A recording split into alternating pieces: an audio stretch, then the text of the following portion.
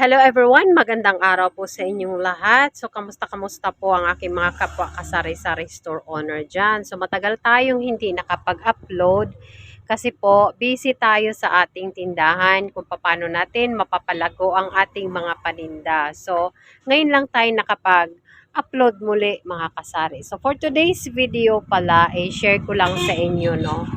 Maraming mga nangyari sa the following days na hindi tayo nakapag-update kasi nga busy nga tayo mga kasari. Alam niyo naman kapag ikaw ay sari-sari store owner, lalo na umaasenso o dumadami ang inyong mga paninda, so nagiging busy ikaw. So ayun na nga ako, naging busy ako. So dito mga kasari, meron akong bagong paninda ngayon. Dito, ito ay bago kong nakuha ko na naman muli si Yakult at nagpapasalamat ako kasi nakakuha na naman tayo doon sa mismo sa truck at ipapakita ko sa inyo ang kanyang receipt niyan. Mura natin nakukuha si Yakult, no? Kasi kung dito tayo kukuha sa mga malapit lang dito sa amin, mahal si Yakult 470 ang isang rim. So ngayon, masayang masaya ako kasi nakuha na naman natin ng 450 pesos ang isang rim, which is 10 packs ang isang rim. So ngayon, pwede na nating muli ibenta ng 50 pesos. Ayan, so meron tayong 5 pesos dyan. So kung ibang sari-sari store owner na medyo gusto nila ng mas malaki ang tutubuin, so pwede yan sa 55 pesos. So ayan, so 55 pesos or 50 pesos, kung tatawad si customer, pwede nating ibigay ng 50. So yung mga kasari, ang aking mga paninda ngayon ay medyo marami-rami na. Medyo marami-rami na, maingay lang kasi nandito tayo sa gilid ng kalsada. So, yung nagiging fast moving sa akin si Nexstar. Ayan. So, marami tayong Nexstar na binili, lalo na't pasukan. So, dito sa harapan, binago na naman natin, no? Wala naman dito yung ating mga inumin kasi per pack ko na silang binibenta. Ayan. And nag-wholesale tayo dyan. As you notice, marami tayong per pack dyan. At saka yung doon sa harapan. And meron din naman tayong mga paisa-isa kasi syempre meron tayong mga estudyante. And marami na rin pala marami na akong binibili ngayon na pure foods na corned beef kasi naging mabenta dito sa aking tindahan. 84 pesos ang aking bentahan sa 150 grams and 120 sa medyo malaki, yung sumunod niya na size. Wait lang pala. And ito rin mga kasari, meron tayong bagong mani dito. Tag 10 pesos lang ang bentahan natin dyan. Ayan, so far, marami tayong stocks ngayon ng rice. And marami din tayong stocks ng mga chichirya. So nabisi tayo mga kasari, kaya hindi tayo masyado nakapag-share. So pero punong-puno ang ating tindahan ngayon. Marami tayong stocks. At super dami natin ng ating Nor na beef. Ayan, tag 8 pesos ang bentahan ko dyan.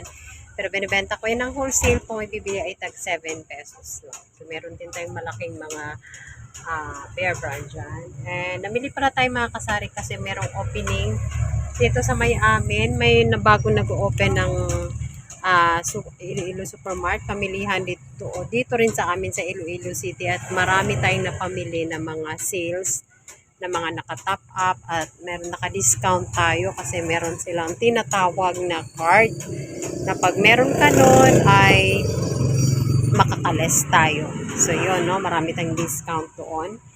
And ayan, ito yung ating mga stocks ngayon.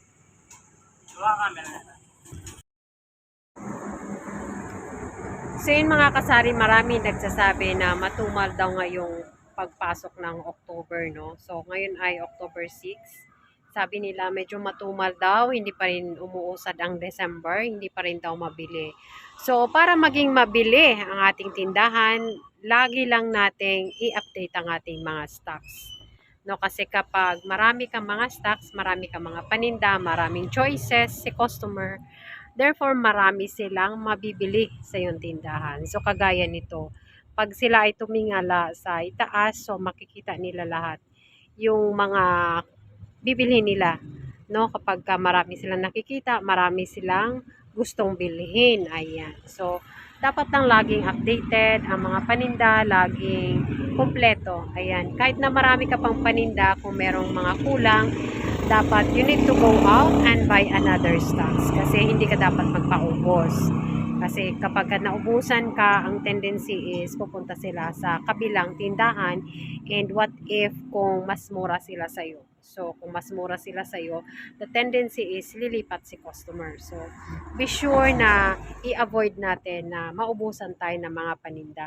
Laging full pack, laging puno. Anyways, matagal mag-expired ang ating mga paninda, lalo na ang ating mga dilatas. Ayan. So, yung dilatas naman is matagal na matagal yan bago ma-expire. So, be sure na bawat klase ng mga dilata, lalo na sa inyong area, kung ano yung mga mabebenta, laging meron. Ayan, laging meron. Huwag magpakawala mga kasari. Ayan, lalong-lalo na kung ang yung mga customer ay mga estudyante at nagustuhan nila yung mga snacks na meron ka, dapat hindi ka magpakawala. Meron ka dapat palagi para pag pumunta si estudyante ay meron silang mabibili sa tindahan mo. Ayan, weather update pala tayo mga kasari, medyo uulan yata kasi medyo makulimlim sa labas. So nagkaroon tayo ng time na mag-share muna kasi medyo matagal-tagal akong hindi nakapag-update sa ating tindahan dahil nga sa sobrang tayong busy. Na busy tayo sa mga paninda na dapat nating laging meron sa ating tindahan. Ayan. So, dahil naging busy tayo sa the following week, so, ito yung naging fruits, no? Nagbunga ating pagka-busy-busy. Marami tayong mga stocks na tumubo dito, kumbaga, naipon sa ating tindahan, sa ating pagka-masipag. Ayan. Ayan naman, lumabas na naman yung salitang masipag. So, kahit anong negosyo, mga kasari, kapag ikaw masipag, talagang lalago ang inyong mga stocks. Ayan, lalaguan yung mga stocks at the same time. Bear in mind na dapat yung presyo mo is nasa level ka lang. You don't need to push too much na medyo mataas kasi when your pricing are too much, kung masyado mataas, marami kang mga kompetensya, so magsilipatan ng ating mga customers. So tamang-tama lang, meron ka lang 10%, ay okay na yan mga kasari. Ayan, kahit tayo nangupahan, nandito pa rin lang tayo, stick tayo sa 10%. Kasi marami tayong kakumpetensya sa ating area. So, ayan mga kasari ang ating mga stocks, and marami pa tayo dito hindi ko nabubuksan. Meron pa akong isang box dito ng mga kape-kape. Ito hindi ko pa na-i-display lahat ng mga yan. So, tinakpan ko muna, and ito. Ayan, so dito kita mo, kung mag-share pa ako, mag-vlogs ako everyday, marami ako nakakalat. So, tayo lang mag-isa, kaya medyo hindi ako masyadong mag-upload ngayon mga kasari. Pero mag-upload pa rin naman ako. Ayan, para makita nyo kung anong-ano pa rin ang aking mga paninda dito sa aking tindahan. And once in a while, mag-upload pa rin ako ng mga tips and ideas kung paano ko napalago at naparami ang aking mga paninda. So much for that mga kasari, kasi marami pa tayong ayusin, and later is marami na rin namang bibili, and kailangan pa nating update ang ating mga ref kung ano yung mga kulang kasi sabi nila matumal, pero dito sa akin hindi naman. So thank you God dahil mabili pa rin ang ating tindahan. So thank you so much guys for watching again, and ingat-ingat po tayong lahat mga kasari. God bless po sa aking mga kapwa kasari-sari store owner, and mega love shout out po pala sa aking mga subscribers and aking mga viewers dyan. Thank you so much po dahil nanonood pa rin po kayo sa aking videos. So maraming salamat, and bye for now!